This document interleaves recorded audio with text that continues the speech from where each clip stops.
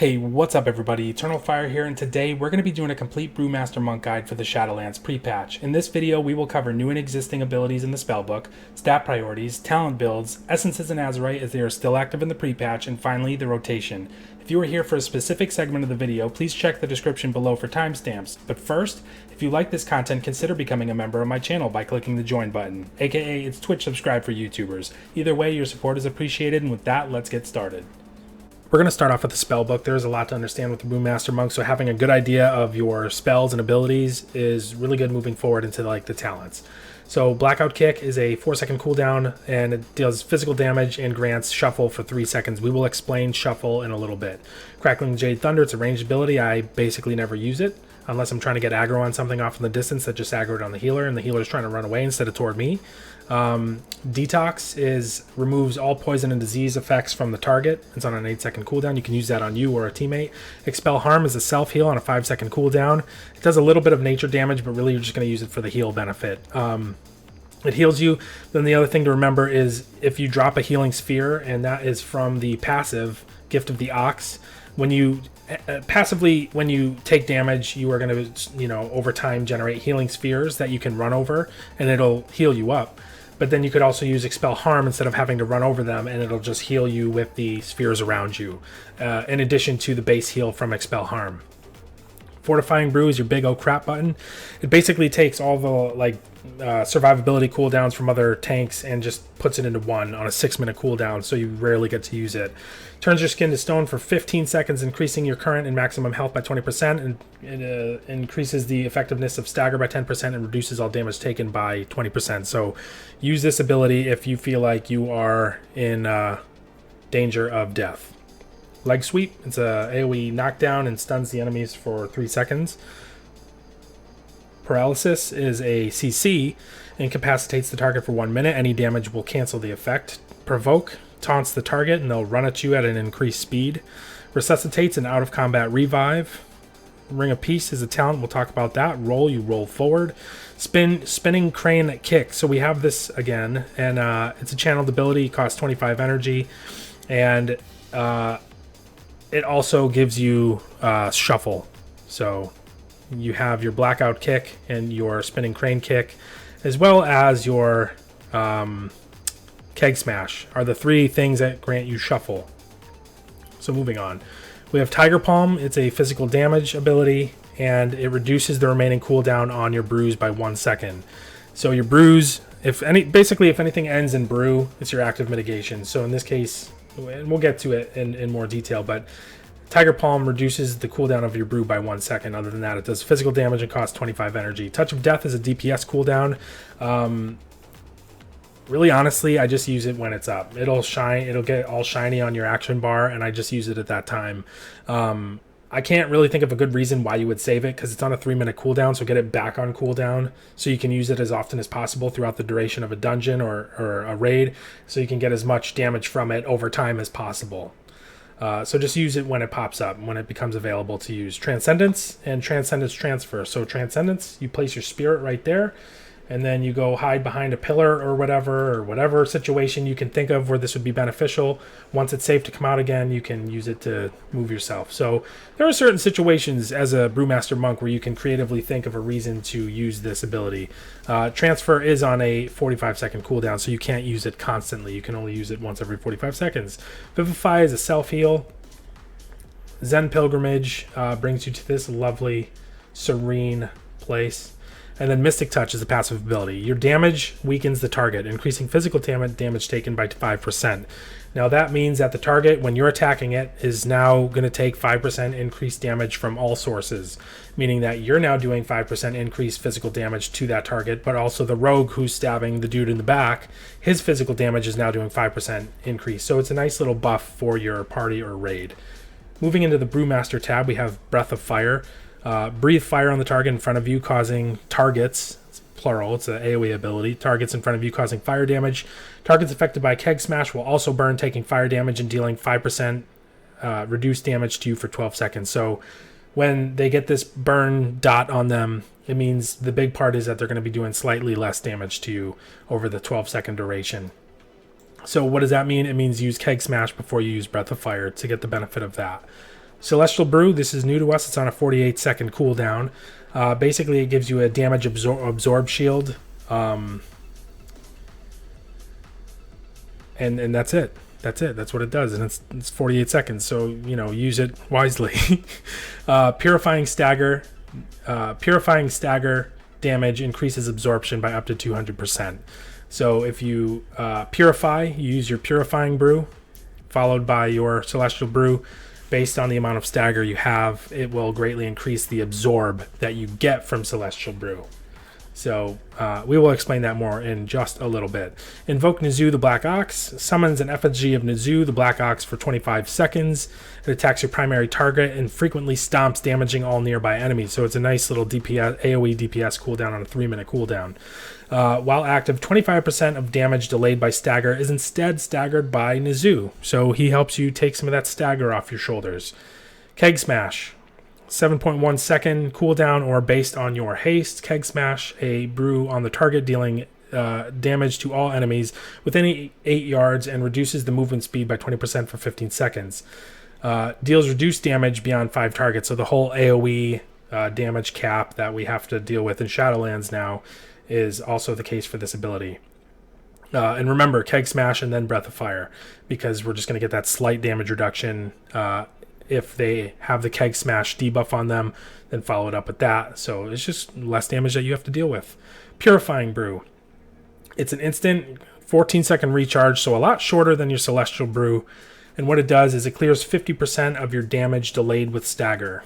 Increases the absorption of your next Celestial Brew by up to 200% based on your current Stagger level, or level of Stagger. So the more Stagger you have, when you clear it, your Celestial Brew will give you a larger absorb. So if you're in more danger, then it's going to help you more if you use your Purify before your Celestial. Rushing Jade Wind is a talent. Spear Hand Strike is a interrupt. Zen Meditation. This is kind of a wonky damage mitigation or damage reduction ability here. It's on a 5-minute cooldown. It's channeled. It looks like this. If you move currently, I think, let's look. Zen Meditation at level 56. It's no longer canceled by moving, so that's awesome. But basically, if you're hit by a melee attack while you're using this, it will cancel the effect. If you move or use a different ability while you use this, it'll cancel the effect. So you basically just have to click it and sit still. Reduces all damage taken by 60% for 8 seconds. So this would mean if you're taking some kind of magic damage or there's a big magic cast against you, you're taking heavy raid damage or something like that, something where you're taking a lot of damage that doesn't require you to be moving or using another ability, and you're also not taking a melee hit, this can really help reduce that damage. So let's say you're fighting a caster who is just about to hit you with something really big, or you're taking a big raid damage or something and you want to help mitigate some of that damage, you could use this. But if you do anything else, it will break it. So very niche situations where that's going to be helpful. Moving into the passives, we have Brewmaster's Balance. Your armor is increased by 25%. Celestial Fortune. You have a chance equal to your critical strike chance to be healed for an additional 65% of the amount healed. So based on your crit, let's say you have 25% crit, you have a 25% chance every time you get healed to be healed for an additional 65% of the amount that you're healed for. So you could get some really big heals on a regular basis based on the amount of crit that you have, making crit one of our top stats. Gift of the Ox, we talked about that. It says you take damage, you'll generate healing spheres around you passively, and you can either move through them or use your Expel Harm heal to just draw them to you to give you a larger heal. Mastery Elusive Brawler. Each time you are hit by a melee attack or hit with Blackout Kick, you gain stacking 23% increased dodge chance until your next successful dodge. At that point, the increasing percentage chance to dodge will fall off and reset, and you just continue doing that. There's no real gameplay move where you can strategically use this and be planning, okay, I'm going to have this much, or I'm going to turn my back so I don't dodge, so this next ability I can dodge. It just doesn't make sense. Just let it be what it is. You're going to dodge more frequently with this, but there's nothing really that we have to do with it. So lastly, we have Shuffle and Stagger. We're going to talk about Stagger first. You shrug off attacks, delaying a portion of physical damage based on your agility. So the more agility you have, the more you're going to stagger. Instead, taking it over 10 seconds affects magical attacks at 35% effectiveness. So what this means is, let's say you take a hit for 10,000 damage. And you're going to stagger, based on your agility, you stagger 30% of the damage that you take. So you're going to take upfront a hit for 7,000 damage, and you're going to stagger that extra, that final 3,000 damage over the next 10 seconds. So you can use your brew to purify that, or, you're just going to be healing. And as you take damage, the amount that you're staggering is increasing because you've taken 7,000 damage, 5,000 damage, 2,000 damage, and all of that is building up to a stronger amount of stagger that you have. And you'll see you have green, yellow, and red. When you're taking really heavy stagger, it's red. When it's not so bad, it's green. And then we have shuffle as well. So again, our keg smash, blackout kick, and spinning crane kick give us the shuffle ability for a small amount of time. If you're using your normal rotation, you're going to have this up very, very, very, very often. Basically what it does is it increases the effectiveness of your stagger by 100%. Shuffle is granted by the attacks that we talked about: keg smash, blackout kick, and spinning crane kick. So what this means is, again, going back to our example, you take a hit for 10,000 damage, but while shuffle is active, now you're not just staggering 3,000 damage, and then taking that 7,000 damage hit, you're shuffling an additional 3,000 damage, right? So now you're actually only taking 4,000 damage as a hit, and you are shuffling, or you are staggering 6,000 damage, right? So it's really good because now you can handle that incoming damage over the next 10 seconds, and you can choose to purify it, you can choose to heal through it, and you can get creative. So basically you're not just taking this heavy amount of spike damage up front, you're smoothing out the damage over 10 seconds, and then you're using your purify to drop that damage. If it's getting too high, you can use your celestial brew. And basically the way you're going to want to use these brews is you don't want to have purifying brew sitting at 2 charges almost ever. You want to just be using it if you can. You don't want it to just be sitting, because if it's just sitting there, you're taking more damage over time. You need to be smoothing out that damage, reducing the amount of damage you have. With that said, you don't necessarily want to just use it if you don't need it. So use it if you're at 2 stacks, right? You don't want it to just be sitting there not being used. And then you also want to not be constantly out of it. So you don't want to hit it and then hit it again right away, right? You need to find that place in your stagger, the amount of stagger damage that you can take that you're comfortable with.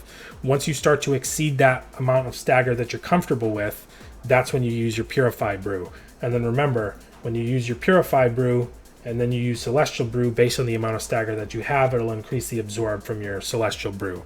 But basically, as a rule of thumb, you don't want to have these things sitting available for too long. Otherwise, you're just wasting mitigation that you can be using, and you're going to have a healer that's complaining because you're taking too much damage. Your health bar is going to start spiking all over the place, and you can really help reduce burst damage. And I mean, that's what the Brewmaster is known for, is managing that burst damage, because you're not taking it all up front.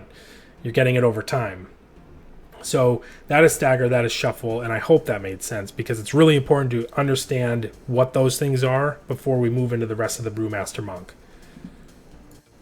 Moving on to stat priorities for the Brewmaster, we are going to say that item level generally is going to be your best stat. So if it has a higher item level and it has agility on it, typically that's going to be your best upgrade, because again, agility increases the amount of stagger that you take. So, that's really important. For secondary stats, we have versatility, crit, mastery, and haste. Versatility is good because it reduces the amount of damage you take, increases the amount of healing that you receive, and it also increases the amount of damage that you deal, which is, for a Brewmaster, isn't the greatest to begin with. Next, we're going to have crit because of the healing benefit we get from the Celestial Fortune passive, and then we have mastery and haste. So again, it's going to be item level, versatility, crit, mastery, and haste. onto the talents. So first off, we have Eye of the Tiger, and we're going to take this in the first tier because it's passive. It gives some additional damage passively and heals you passively, whereas Chi Wave and Chi Burst are on a cooldown and they're extra abilities you have to worry about using. Eye of the Tiger is competitive damage with Chi Wave, whereas Chi Wave is random. And then the problem with Chi Burst is it does good AoE damage, but the problem is that casting it does not prevent avoiding attacks. So you're not going to be dodging or parrying while you use that. So basically, Eye of the Tiger is your go-to here. And the next tier, I would say Tiger's Lust, hands down. It's on a 30-second cooldown, and it's a movement speed increase by 70% for 6 seconds, and it removes all roots and snares. So there's a lot of benefit to having that, just getting places quicker, or if you get slowed, whatever, snared, you can break out of it using this. And then you still have your rolls, whereas Chi Torpedo, it replaces your rolls, and then this just gives you an additional roll. But with roll, you don't really go too far. I think Tiger's Lust is the best. In the next tier, we have Light Brewing. Reduces the cooldown of Purifying Brew and Celestial Brew by 20%. The reason I like this is because you want to have your brews up as much as possible because you want to be using them as much as possible. So this just makes that quality of life a little bit better. In the next tier, we have Tiger Tail Sweep. This is not worth taking because you even if you don't take this talent, it's not like you lose having leg sweep. It just makes your leg sweep cooldown up more often and increases the range of your leg sweep. Summon Black Ox. This is a very niche talent that you could use in certain abilities if you want to. Summons the Black Ox at the target location for 15 minutes, pulsing threat to all enemies within 20 yards. You may cast Provoke, which is your taunt on the statue, to taunt all enemies near the statue. This would be a situation where there's like just constantly enemies spawning, and you need to be picking them up very faster than you necessarily think you could. You can use this, but then we have the go-to Ring of Peace. It's on a 45-second cooldown. You throw it down, and any enemies that try to run into it will be knocked back. So you can stand in here safe and sound, go in the fetal position, cry a little bit if you need to, because you've been having a rough time at this dungeon. And the next we have Bob and Weave. Increases the duration of Stagger by 3 seconds.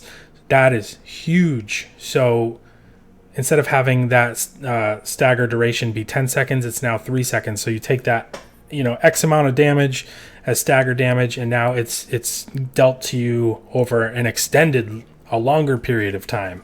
So it makes every second that you're taking stagger damage, the damage that you're taking is a little bit less. So that is huge here. And then Rushing Jade Wind, it is the best, in my opinion, the best damage overall. You're going to always have it up. You're going to always have it running, and it just does the little tornado around you, causing damage to up to 6 enemies within 8 yards. So very nice to have. You're always going to be dealing damage with it. Exploding Keg is fun, but it's on a 1-minute cooldown. Special Delivery also. Rushing Jade Wind just performs best damage-wise. In the last tier, we have High Tolerance. High Tolerance Stagger is 5% more effective at delaying damage. So it delays more damage.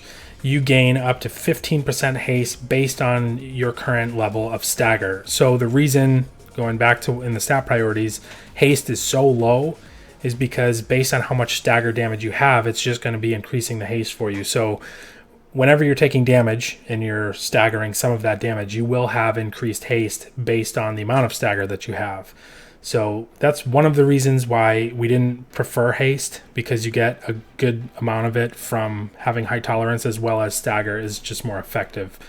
So this is the talent build that I'm going to be using. There's another talent that, in my opinion, is not really competitive, but I just think it's fun, is Blackout Combo. I won't waste your time with it. You can read it on your own. But I just think it's fun to use. I enjoy it if I'm doing something that I know is not too serious, where I'm going to be benefiting greatly from having High Tolerance. I'm going to use Blackout Combo just for the fun of it. We're going to be covering Azerite traits and essences. I wouldn't put too much energy or effort into these because we are so close to Shadowlands launching. We don't know exactly what the date is, but for the sake of being thorough, I'm going to recommend for Azerite traits, Training of Nizu, Heart of Darkness, Elusive Footwork, Boiling Brew, and Straight No Chaser. Those are all really good Azerite traits to take. So again, don't kill yourself to get them, but not bad to have. For essences, for Mythic Plus especially, I would say Crucible of Flame as your major power, as it just helps you deal more damage. And then your minors would be Conflict and Strife, Nullification Dynamo, and Aegis of the Deep. we're getting ready to wrap this video up, but I want to go over a few things real quick. You have an energy bar, and the only thing you really need to worry about with your energy bar is make sure you have enough energy to use Keg Smash on cooldown. So basically, don't go spamming Tiger Palm to the point where you have no energy right before Keg Smash is up, or you're going to be sitting there waiting to regain your energy to use Keg Smash. Always just make sure you have enough energy to use Keg Smash on cooldown. Other than that, you really don't have to worry about your energy bar at all.